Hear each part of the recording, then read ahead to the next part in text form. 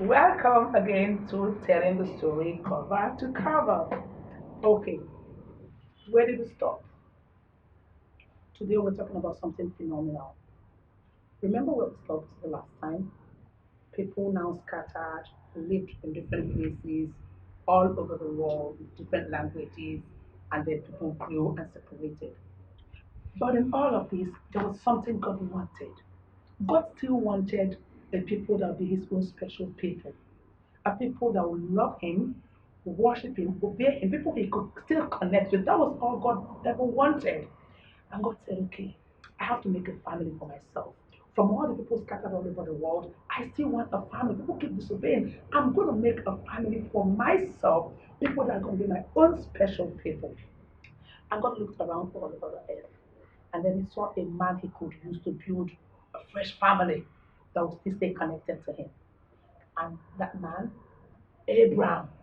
So God went to him. God said to him, Abraham, now I want you to leave your father. I want you to leave your mother. I want you to leave your sibling. I want you to leave this whole country where you are. Just take your wife. I'm taking you to a place, a new place where I'm going to make you a man, where I'm going to build a nation out of you. You're going to be my own special people. You're going to have children who are all going to be connected to me, who will be my own special people. Abraham thought about it. He said, God, I love you. Whatever you say, I agree. So he packed up, told his wife. Then he was married. He had a beautiful young wife called Sarah. So they packed up. And then he had a nephew. He was called Lot. His nephew tagged along. Now God didn't tell him that his nephew Lot should go with him. But Lot just tagged along. I said, Abraham, wherever you're going, I'm going with you. Abraham was okay, no problem. And then they left. Now, see what I like about Abraham. Look at what God is trying to teach us using the story of Abraham. He didn't complain. He didn't say, God, where exactly are you telling me? Tell me the full story. So, who am I going to meet there? What is going to happen there? How am I sure you're real? He just obeys simple instruction. Is your turn, you're on earth. How many things have you read through the Bible and then you still asking God, I need a proof? Be like Abraham. Everything God says comes to pass.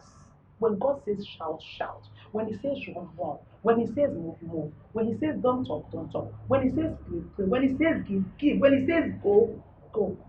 So Abraham left with his wife Sarah and the Lord. He obeyed God and he went from place to place. It was a very long journey. God said to him, I'm taking you to a place called Canaan. I want you to put in mind Canaan because you're going to hear the story over and over as we continue uncovering the pages of the Bible, as we keep telling the stories. So he said, you're going to a place called Canaan. There are people already living in Canaan, but I'm going to give you Canaan. There I'm going to build you as a nation. So it was a long journey from where he was. Halfway, it took years and all of that. Abraham became very rich. He had a lot of things. His nephew Lot also became very rich. Lot had a lot of servants. Abraham had a lot of servants.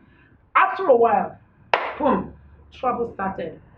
The servants of Abraham and the servants of Lot kept quarreling because they had animals and cattle, and they were always quarreling over whose cattle is going to drink water first, whose cattle is going to sleep here, and then they had a big quarrel. Abraham didn't want to quarrel with his nephew Lot because he was a very nice person. So he said to his nephew, you know what? I think we might just have to separate. The land is so big. Look at where we're going, where God is taking us. Choose wherever it is you want. Anywhere you choose, fine, go ahead. Stay there with all your servants. I don't want us to quarrel. So Lot looked around. Now, Lot wasn't smart. If Lot was smart, the first thing he would have said, he knew that Abraham was the one God called. He would have said to Abraham, why don't you ask God, that what does he have for me? Or Lot would have just gone on his own to pray, God, this is a new land. I don't know what happens here. Tell me what to do. But he felt, oh, good. So he looked around and he saw the part of the country that had all vegetation. It was all beautiful. He said, this is what I want. Don't get distracted by the things you see around yourself and around people. Always take time to think, to pray, and to ask God for direction. So Lot chose the path, and the path he chose is called Sodom and Gomorrah. So he moved in there with his family. Now you're going to hear what happened to Lot after the next story. Abraham moved with his wife Sarai to another part, and then he started his own life there. And God prospered him. He became very rich.